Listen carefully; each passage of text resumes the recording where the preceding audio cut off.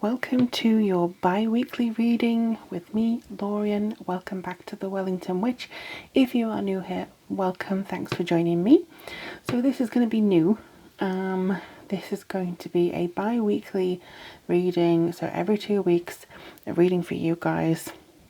It's kind of something I've had on my mind for a while, and I just wanted to get back more into tarot readings as well as pick a card. I love doing the pick a cards too, so I'm not avoiding that, but this is going to be sign based. So we're going to go through the zodiac bi-weekly readings. Really excited about it. And if you want to drop a comment down below, let me know if you actually enjoy these readings, if you want to see more, if it resonates with you, any spooky happenings that have been going on for you. Definitely let me know. I am all ears for that. But we're going to be using the Druidcraft Tarot. We're going to be using some new runes that I've got recently and drawing a card from the Grimoire little oracle, mini oracle deck that was recently received in a witch casket. So sit back, relax. If you want to get a little beverage, that's fine. It's going to be a very brief overview of the next 2 weeks for your sign, sun, moon, rising. You can also check out your Venus, but that may come and go as the months progress. I always recommend sun, moon and rising just to get a full overview. Without further ado though, let's get on into your reading. Hello beautiful lovely fellow Scorpios. So this will be for your sun, moon or rising sign if you're Scorpio, or if you have Scorpio and Venus, which you can have if you want, but it's probably most likely the main three. I am a Scorpio sun, so let's see what comes up for all of us, shall we? So I'm just going to shuffle these cards now, using the Druidcraft Tarot. And I apologise if the light fluctuates. It's a little bit dark, even though we're in the depths of summer here. Yes, a bit rainy. Scorpio, you seem to want to come through. Scorpio, you as well. You seem to have a message, but also I'm getting the fact that you or someone behind you. There we go. Oh, the one at the bottom. They were very chattery to me just then, so people think I'm a little bit strange sometimes because I talk to my cards, but honestly they have things to say, so I just need to listen. Okay, so we have 5 of Pentacles, the Hermit reversed, we have the Moon, okay, and we have the Hangman reversed, okay. Let's get a little bit of time to acclimatize to these. Alright. Yeah.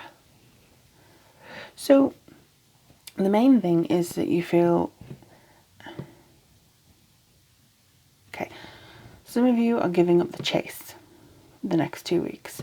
Some of you are just feeling too worn out by things.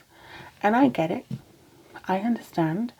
It's a very trying time, and if you're an empath, which water signs can be, you may be too tuned into the world. So what you may need to do is disconnect from it for 2 weeks. A friend of mine recently had a baby, and she shut off all social media for 3 months. And she's just come back now and she's like, no, I'm not having any social media for 3 months. And I think it did her the world of good to connect with her child without the distraction and just kind of get more in focus with it. And I think maybe the similar thing could be for you in the fact that there is a lot of emotion that may have been unresolved. There's a lot of insecurity here, a lot of worry.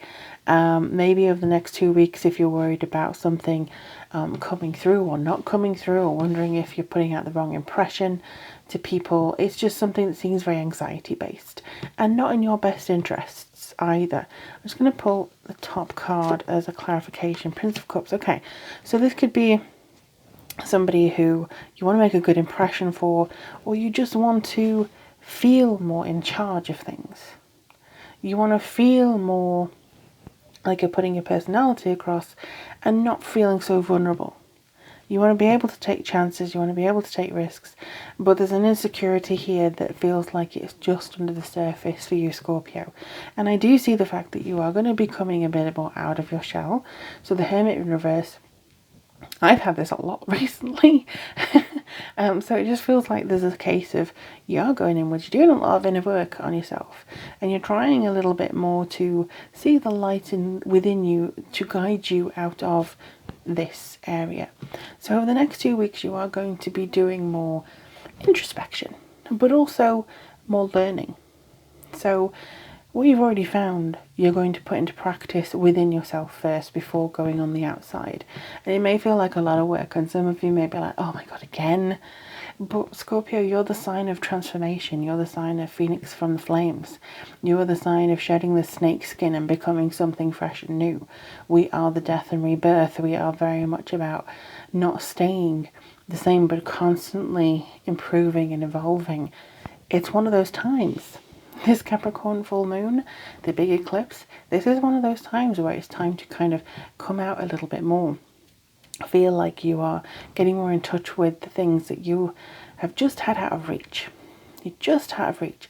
Like maybe you haven't been speaking to people, maybe you yourself have been in a little bit of a cave for 3 months because you just do not want to speak to anybody. You've been dealing with yourself, well, with things by yourself. Isolating is very much a Scorpio thing. To save having to explain yourself to people. Like, it's much easier if you just go, you know what, I'm just going to take a step or two back and just not have to repeat yourself to every single friend you come across saying, I just need to have a few weeks or a few times away. So people can say that you're strong and silent, or people can misconstrue your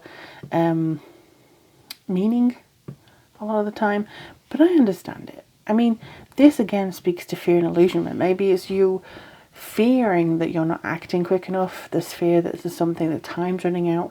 You may be feeling a little bit more of your mortality than normal. There could be, because you don't have all the answers at the moment, the fear of not having the answers. Because I know, as a Scorpio, I like to know things. And if I don't have the answer, I will do my best to explore and try and find it. But sometimes it's just better left unanswered so that you can find it organically on the road. And I think this is kind of what's coming through here. You are being forced to stop. We're all being forced to stop, really. Take understanding as to where we are, what we like, what we don't like. This is basically 2 weeks of taking inventory of your life. Now, you may have been doing this for the last 3 months or however long, but this is now getting to the finite details. Do you need that extra bookcase? Do you need this extra thing coming on the shopping next week? Do you need to continue a subscription to such and such magazine? This is what the universe is asking you on the surface. But maybe on the inner winds, maybe an air sign coming in here. On the inner things regarding how you feel, do you need that extra commitment? Do you need to go to this meeting? Do you need to have this in your life, or this person, or allow them in so much? You know, it's not about pushing everybody away. It's wondering also, would it be rewarding for both of you? Would you feel like your soul calls to bring somebody in? There's something that is kind of like manifestation with you here. I see it a lot on these cards in particular, that maybe you're wanting to manifest, but you're fearing that what you're wanting to manifest is not going to come in quick enough, or not going to come in at all. And there's going to be, what if I send out the wrong signals? If I'm negative for 2 minutes, oh my gosh, I'm going to ruin the entire thing. Negativity takes much longer to be awarded, if that's the word. Positivity is much easier vibration. So you may be surprised that the positivity comes in, but if you negatively hyper-focus, yes, it probably will turn into something. It's difficult sometimes to change, but just think, no, it's fine. It's fine. There's no time limit. There's no time crunch. All you need to do is focus on the paper that's in front of you and focus on the joy feeling, not the malaise feeling. If this is making sense, I do hope you drop a comment down below and let me know, because I am feeling a lot of from you Scorpios, but in the next 2 weeks it seems good. I mean, this is not to say, oh, you're going to have all this trouble. it seems good. It's just kind of saying stop, take inventory of it, you know, see what's coming up. So I'm just going to have some of this. I mean, the Hanged Man in and of itself is about letting go. It's about suspension.